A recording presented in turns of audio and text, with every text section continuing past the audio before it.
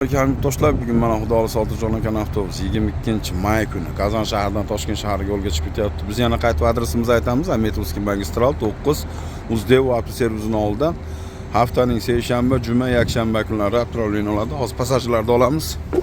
Yo bismillah. Assalomu alaykum. Bugun mana safarga chiqib ketyapsizlar. Safarlar bexatar bo'lsin. Ona vatanga, bola chaqalarni oldiga sog'-salomat kelib olinglar, akalar. Ichki minglardan oshcha pul olmadingmi? Yo'l keraklardan, bagajinglardan.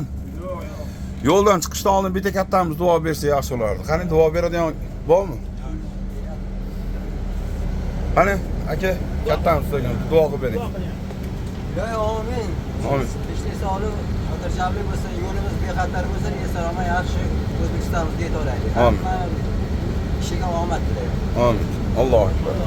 Mana do'stlar, Xudo xohlasa Oltijon aka avtobus 22-may kuni Qozon shahridan Toshkent shahriga chiqib ketyapti. Ko'rayotgan bo'lsanglar, aqlay duo qilib qo'yasizlar. Sog' salomat ona vatanga kirib borasiz. Salomat aka, o'tishguncha sog' bo'linglar.